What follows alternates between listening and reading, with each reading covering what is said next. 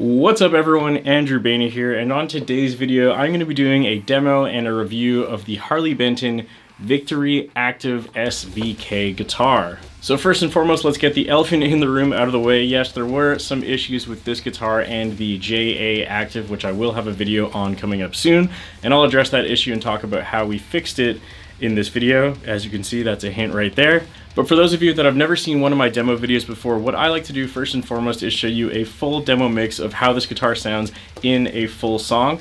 Then we're going to come back and talk about the specs and features of this instrument, and then we're going to talk about the fixes that we've had to make to the guitar, and then last but not least, my thoughts and opinions on the guitar, and of course some soloed guitar clips thrown in there as well for those of you that don't like hearing the guitar in a full mix and want to hear what it sounds like by itself. This is tuned to E standard, and it's an original deathcore song that me and my friend Johnny Chardulo are writing.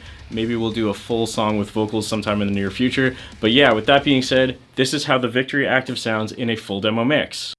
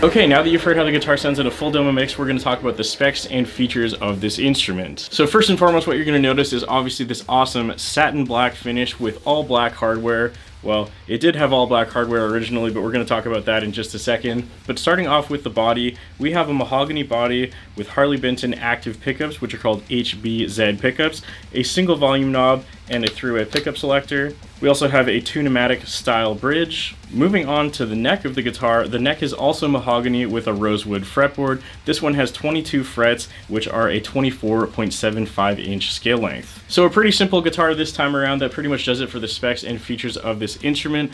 Before we move on to how it sounds by itself, I'm going to talk a little bit about the fix and the issue with his guitar. So if you're not familiar, Glenn Fricker first discovered this issue when he put up a video basically showing that when you plug this guitar in to an amp, it is excessively noisy. This is something I didn't notice at first because I always play with a noise gate. However, once you hear the noise, you can never unhear it. Even with a noise gate, that loud humming noise was coming through the tone pretty much always. So yeah, it was definitely a bigger issue than I initially thought. And in case you don't know what I'm talking about, pretty much when the guitar is plugged in to an amp like this Rev 100P behind me, you can hear that when there's a noise gate on, there's no noise, as there should be.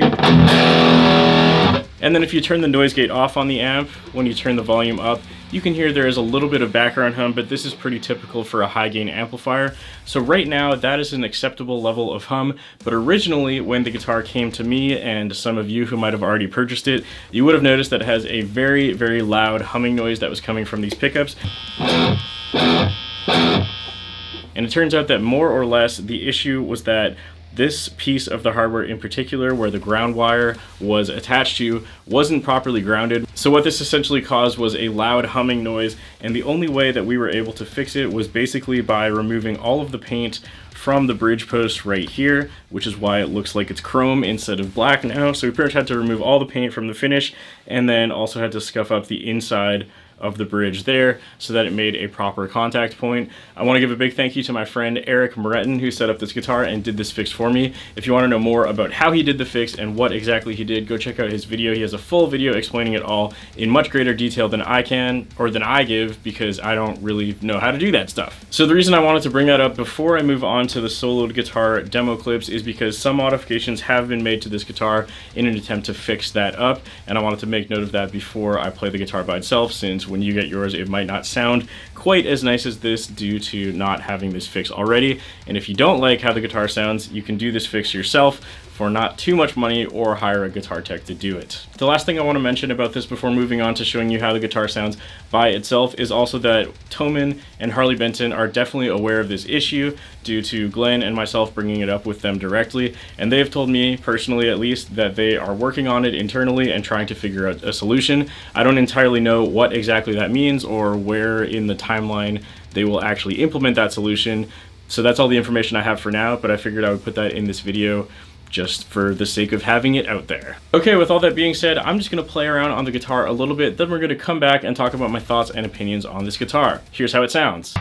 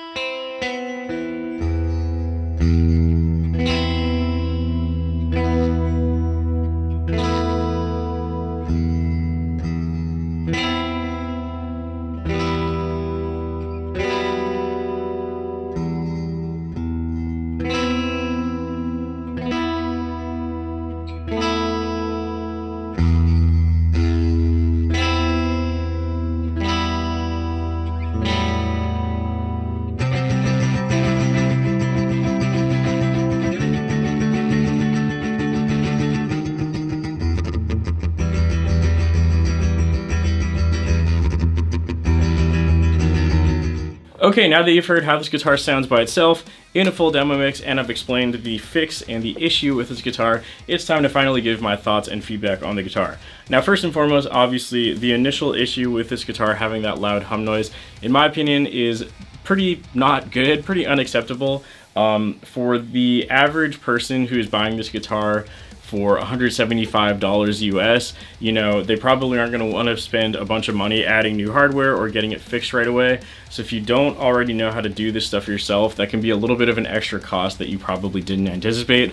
Also, if you're like a younger person who is buying this as their first guitar or something like that, it would definitely be a bit of a bummer to plug it in for the first time and hear that loud, high-pitched humming noise. So I think that that is definitely a big bummer, and I am glad that Harley Benton is looking into it and is attempting to resolve it. I would be very curious to see what exactly they do, and I hope to hear more about that very soon. Big bummer, and if that is fixed, then that will be a massive improvement to this instrument, as well as the Jazzmaster Saw one. With that issue out of the way, however, what you are getting is essentially a $175 US guitar that is all stealth, murdered out, all black with active pickups that actually sounds pretty good once you get rid of that humming noise. I personally am a big fan of having a single volume knob, don't like tone knobs, so it's great that that's there. On this one in particular, the fret ends were actually pretty good, Nothing was sharp on this one, and it feels pretty nice to play overall. I like that the tuners are metal, not plastic like some of their other models that are really cheap. These feel pretty solid, and they don't feel like they're slipping in tuning as I was playing them.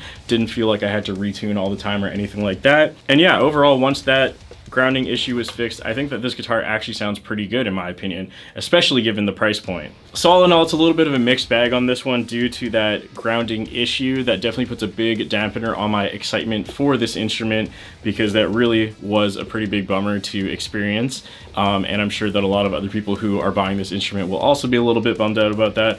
However, at least the fix isn't too crazy, but you know, you really shouldn't have to do that with a brand new out of the box guitar. However, with that being said, the guitar is $175 US, which is very cheap, and I don't know anywhere else that you can get a Flying V style guitar that's murdered out like this and it looks super sick for that price. That again, it does actually sound and feel pretty good once you kind of work on it a little bit. So if you're kind of more of like a hobbyist or somebody that doesn't mind messing around with this, or you were planning to kind of use it as a project where you're going to gut it and put in your own pickups or hardware anyways, then I would personally recommend this guitar still anyways, because the actual bones of this guitar, if you will, are pretty good, and it actually sounds really awesome and feels nice to play, and it looks cool. So that pretty much covers it on my thoughts and opinions on this guitar. Again, overall, kind of good, kind of bad, a little bit of a mixed bag here. Most of the time Harley Benton hits it out of the park. I've really enjoyed the other 4 models that I've had from them in the past, which were the baritone style 30-inch, you know, bass 6 type thing, as well as the Amarok series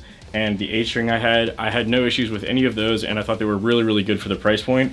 However, those 4 were a little bit more expensive than these ones, so I think if Harley Benton even just bumps this price up to like $200, just like 30 bucks more, and fixes that issue and maybe adds like a little bit more love and care into this for a tiny bit more price, I think everyone would be a lot happier, and the price difference wouldn't be too great. That's just my opinion though. I don't actually know how their production line works, of course. If you are still interested in purchasing one of these Victory Active guitars or anything else from Thomann, please consider using my link in the description and the pinned comment below, because I will get a little bit of affiliate money from that, and I would greatly appreciate that. It helps me out a lot. Last but not least, a big thank you to all my Patreon members whose names are on the screen at this point in time. If you're interested in audio downloads, guitar tabs, stems, or a shout out on the screen, you can find all of that over on my Patreon page. That's all I gotta say. Be sure to stay tuned to my channel for more videos on this guitar, as well as the Jazzmaster style active guitar as well. Thank you for watching, and I'll see you next time.